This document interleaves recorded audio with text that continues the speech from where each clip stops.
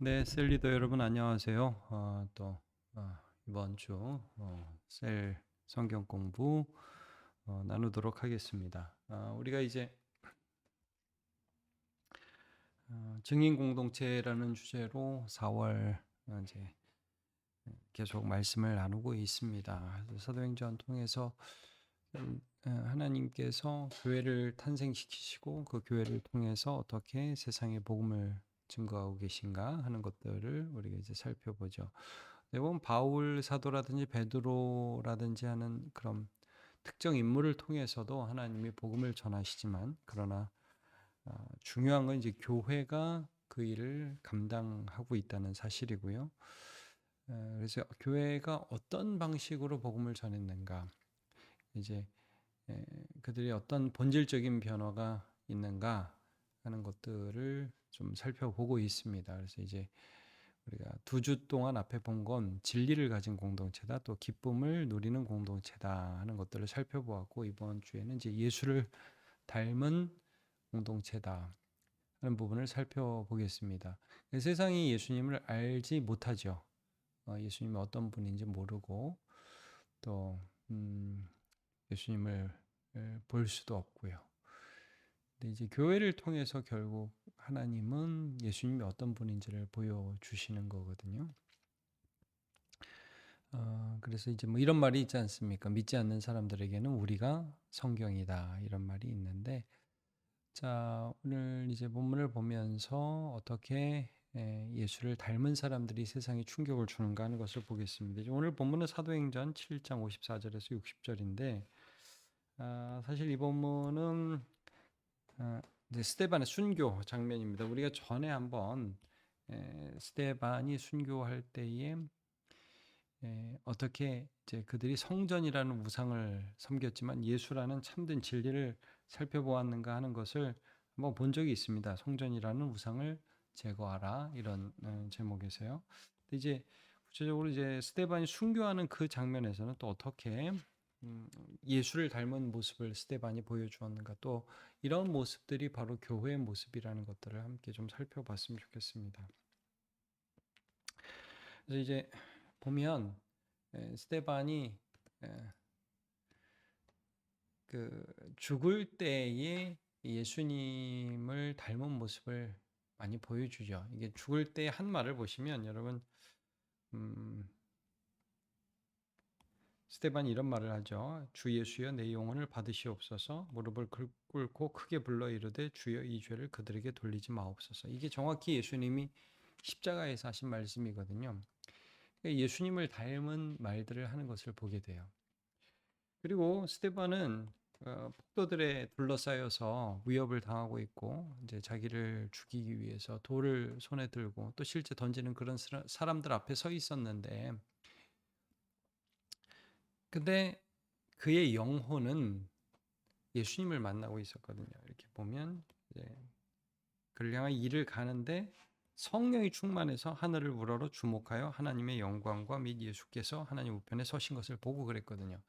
그러니까 이 스테반이라는 사람이 이 세상을 살고 있고, 자기를 핍박하는 사람들과 얼굴을 맞대고 있으면서도 성령 충만이라는 게 여기서 핵심이거든요. 55절에 이 마음은 영혼은 성령으로 충만해서 하나님의 영광과 예수 그리스도를 보는 거예요. 이 봤다는 말이 실제로 이게 눈으로 봤다는 말인지, 아니면 마음을 열어서 하나님이 그의 마음에 충만하게 거하셨다는 것인지 우리는 정확하게는 알 수 없지만, 그러나 그의 눈이 열려서 이 땅에 살고 있지만 하늘과 교제하는 특별한 그런 경험을 했다는 것을 알 수 있습니다. 이제 우리가 예배할 때, 우리가 기도할 때, 그럴 때 우리 이 세상을 살지만 예수를 만나는 사람으로 살 수 있다는 거죠. 그러니까 결국 예수를 닮는다는 게 뭐냐? 이번 설교를 통해서 우리가 예수를 닮은 삶을 살아간다는 건 율법이 아니거든요. 그러니까 야, 네가 예수 믿는데 그래 갖고 되겠어? 죽을 때는 멋있게 죽어야지. 그러면서 멋있게 죽으려고 애쓰는 그런 게 아니라, 이건 이제 만남에서 나오는 결과예요. 이런 상황에서도 나를 만나 주시는 예수님, 이런 상황 가운데에서도 나에게 평안을 주시고, 이 세상에서의 어떤 수치스러운 죽음이 아니라 영광스러운 하나님의 나라에 동참하고 싶은 마음, 이런 걸 우리 안에 일으켜 주시는 하나님이 계시다는 거죠.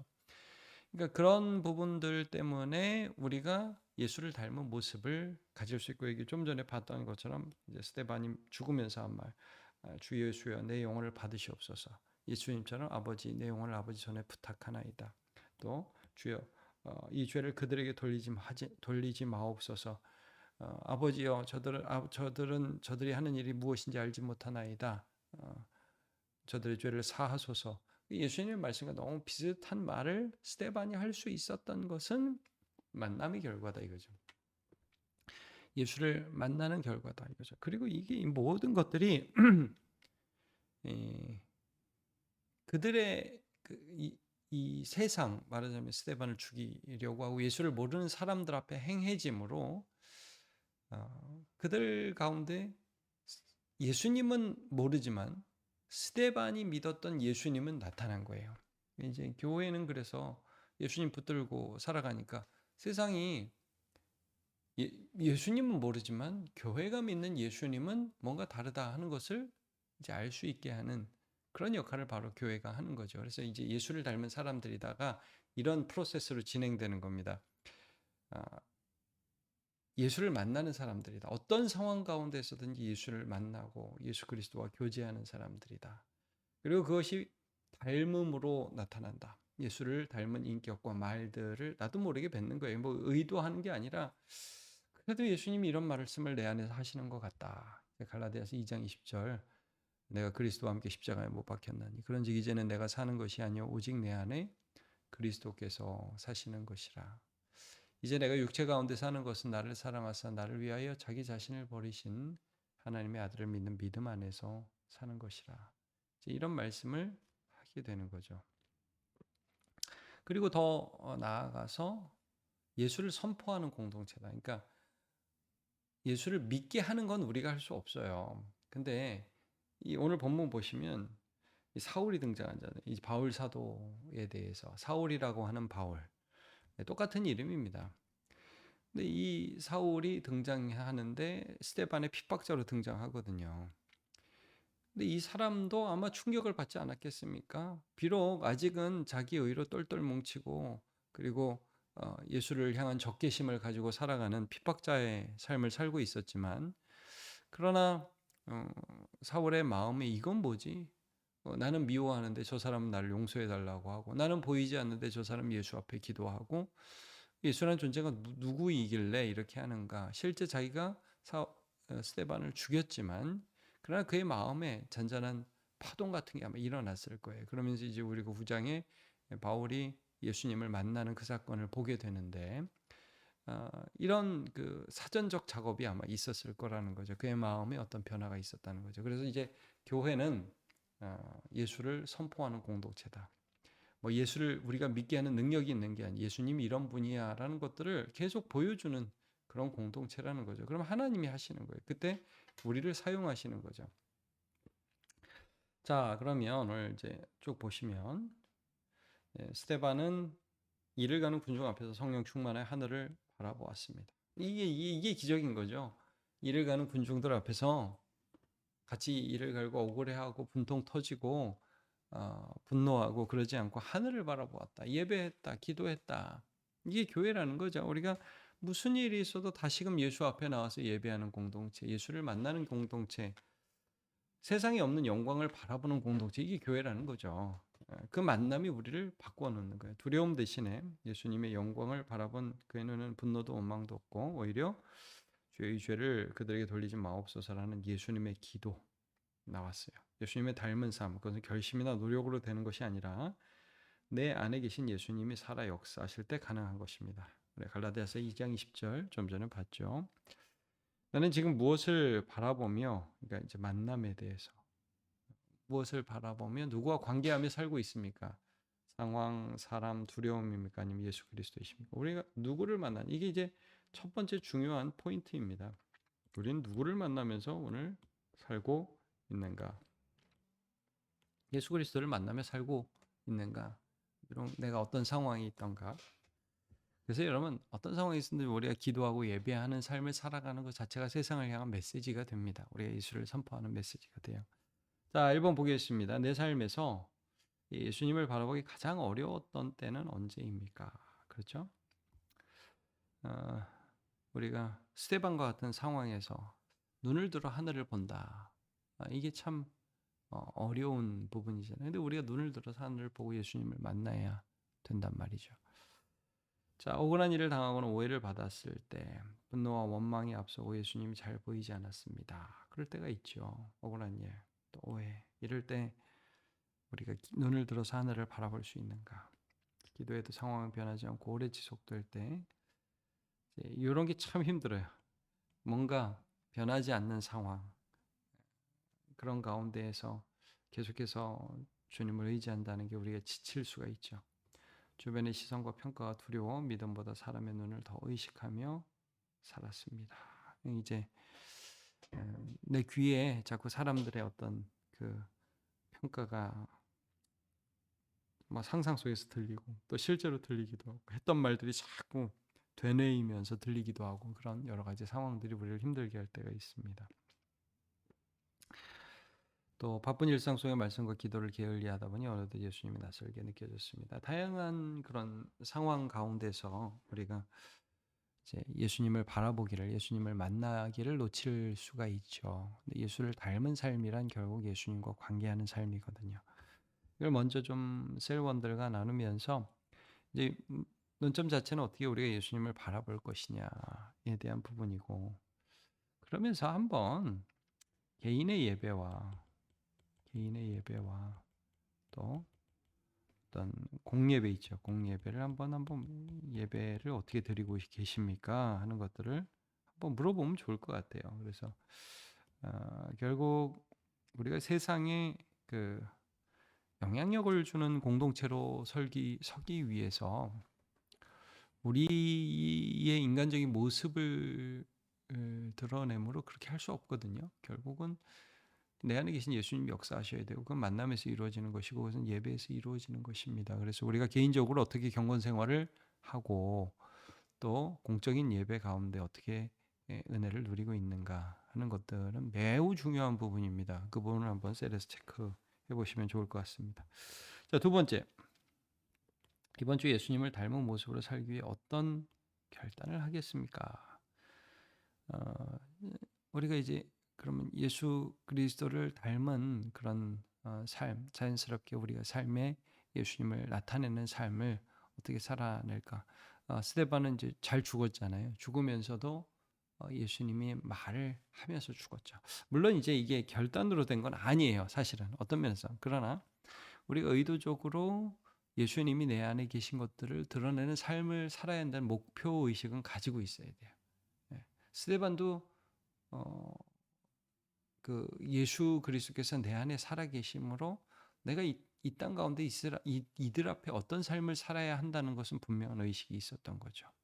그랬더니 나도 모르게 튀어나왔지만 이러면 제일 좋겠지만 그러나 여러분 우리가 어떤 결심과 어떤 생각을 가지고 살아가는 건 굉장히 중요하거든요.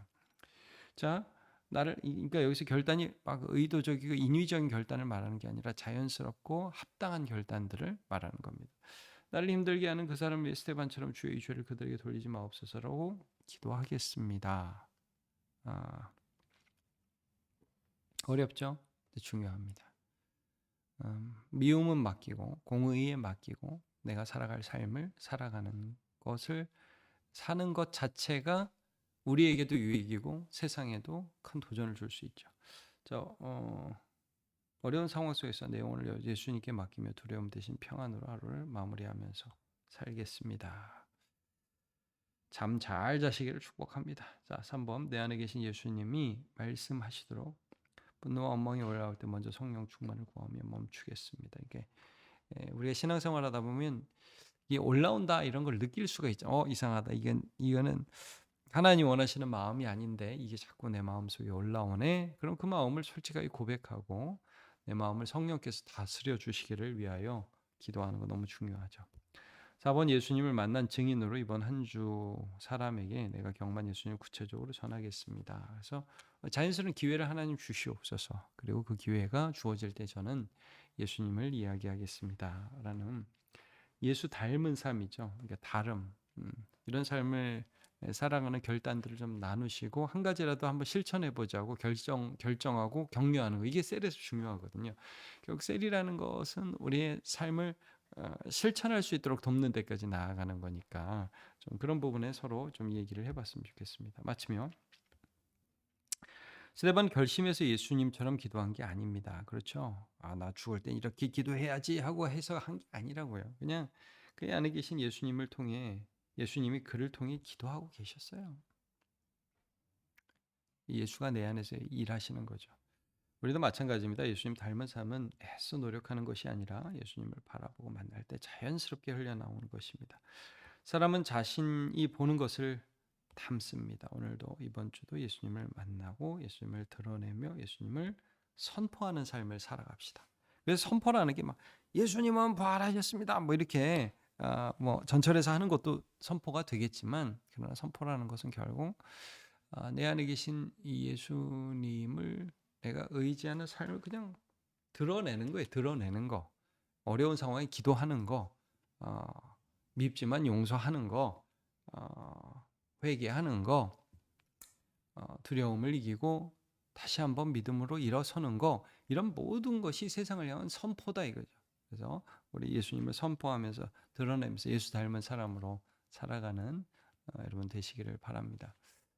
이제 4월 벌써 이제 둘째 주네요. 이제 제가 보니까 지역마다 또 행사도 가지고 또 4월을 맞이하고 계신데, 이제 올해 우리 리더 모임에서 계속 말씀드렸던 것 중에 하나가 그거잖아요. 그 지역 활성화. 그래서 셀 모임도 저는 이제 봄이니까 한번 셀들 나들이라도 한번 가시면 좋겠다, 그런 생각도 들고요. 좀 교제하시고 또 지역별로도 좀 친밀하게 지역 모임을 하시면서 서로 격려하시면 너무너무 좋겠습니다. 네, 많이 쓰셨습니다. 감사합니다.